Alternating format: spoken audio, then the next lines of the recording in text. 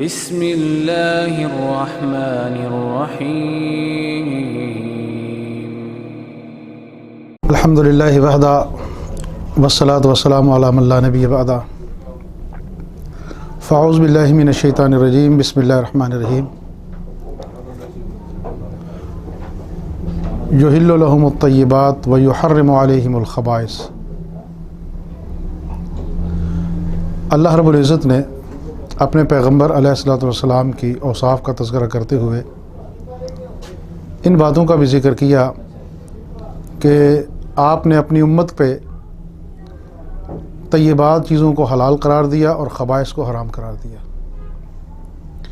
اسی آیت کی روشنی میں آج ہم گفتگو کریں گے تمباکو نوشی کے متعلق۔ تمباکو نوشی کے مختلف طریقے ہمارے ہاں رائج ہیں۔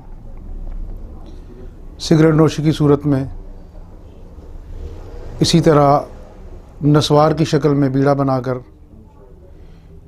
پان کے ذریعے اس کا استعمال کرنا، یا دیگر جو بھی طریقے ہیں جہاں تمباکو کا استعمال ہوتا ہے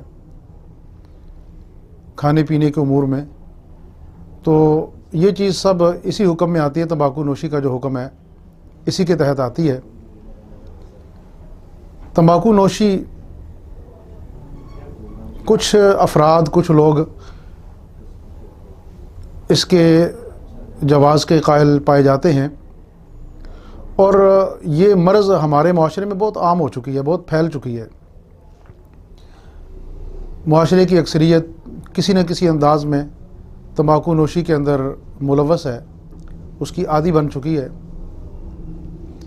حالانکہ ہماری تحقیق اور ترجیح کے مطابق تمباکو نوشی جو ہے یہ شرعاً ناجائز اور نادرست ہے، بلکہ اگر حرام کہہ دیا جائے تو یہ بھی غلط نہیں ہوگا۔ اس پر چند گزارشات میں آپ کے گوش گزار کرنا چاہوں گا۔ پہلی بات تو یہی آیت میں نے آپ کے سامنے تلاوت کی ہے کہ اللہ کے نبی صلی اللہ علیہ وسلم نے اپنی امت کے افراد کے لیے خبیث چیزوں کو حرام قرار دیا ہے، اور تمباکو ایک خبیث پودا ہے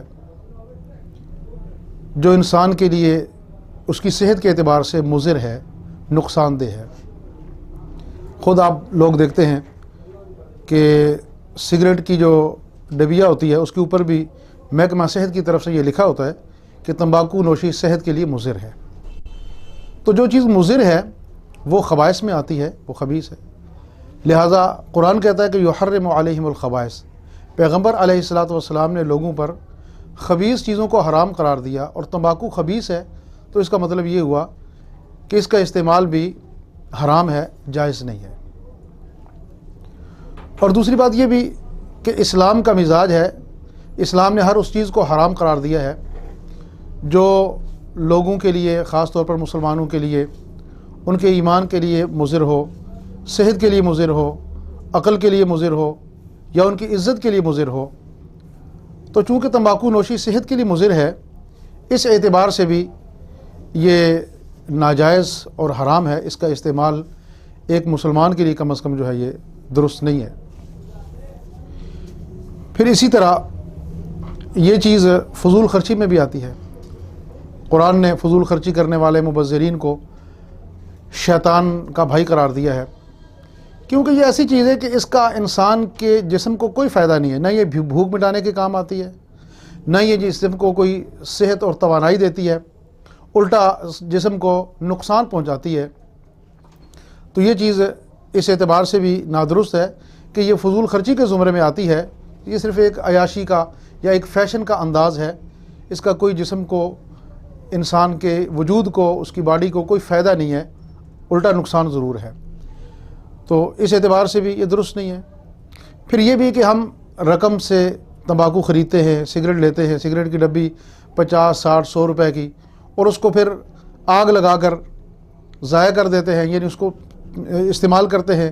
تو یہ ایک قسم کی یہی طریقہ ہے کہ رقم کو، پیسے کو آگ لگا کر جلا دیا جائے اور اس کو ضائع کیا جائے۔ یہ زمرے میں بھی آتا ہے۔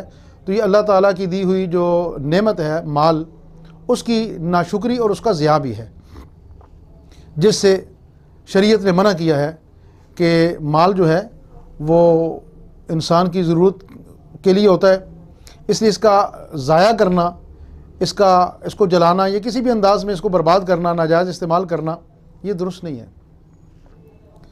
اور پھر اگلی بات یہ بھی ہے کہ تمباکو نوشی سے انسان کے منہ سے بہت بدبو آتی ہے، جس کی وجہ سے انسان کا مسجد میں جانا یہ ممکن نہیں ہے۔ اللہ کے نبی صلی اللہ علیہ وسلم کی حدیث ہے، صحیح البخاری کے اندر روایت موجود ہے کہ آپ نے فرمایا من اکل من هذه الشجرہ یعنی الثوم فلا یقربن مسجدنا، جس آدمی نے لہسن استعمال کیا ہو، کچا کھایا ہو، وہ ہماری مسجد میں نہیں آئے۔ اور اس کی علت اور سبب بھی آپ نے یہ بیان کیا کہ کیونکہ اللہ کے فرشتے تکلیف محسوس کرتے ہیں، اس کے منہ سے یعنی بدبو آتی ہے تو اللہ کے فرشتے اسے تکلیف محسوس کرتے ہیں۔ اب اگر موازنہ کیا جائے تو تمباکو نوشی کرنے والے آدمی کے منہ سے جو بدبو آتی ہے، خاص طور پر سگریٹ نوشی کرنے والا آدمی، وہ بدبو لہسن کھانے والے آدمی کے بدبو سے کہیں زیادہ ہوتی ہے۔ لہسن کھا کر آنے والا آدمی، اس کی بدبو تو اسی آدمی کو محسوس ہوگی جو اس کے ساتھ مخاطب ہے، جبکہ سگریٹ نوشی کرنے والا آدمی جہاں موجود ہو تو آس پاس اس کے کئی آدمی اس کی بدبو کو محسوس کرتے ہیں، اور اس حد تک محسوس کرتے ہیں کہ ان انسانوں کا اس کے پاس بیٹھنا یا اس سے ہم کلام ہونا مشکل ہو جاتا ہے۔ تو ایسا آدمی جس کے منہ سے بدبو آتی ہو، اس کا مسجد میں آنا بھی ممنوع ہے، اللہ کے نبی صلی اللہ علیہ وسلم نے منع کیا ہے۔ تو سگریٹ نوش آدمی پھر مسجد میں بھی نہیں آ سکتا۔ اور سگریٹ یہ ایسی بھی بدبو نہیں کہ منہ کی کلی کرنے سے یا کسی طریقے سے اس کو ختم کیا جا سکے، یہ اتنا جلدی تو منہ سے ختم ہونے والی بھی نہیں ہے، تو اس لیے وہ آدمی مسجد میں نہیں آ سکتا، مسجد میں آ کر باجماعت نماز نہیں ادا کر سکتا۔ تو اس اعتبار سے بھی تمباکو نوشی جو ہے نا یہ درست نہیں ہے۔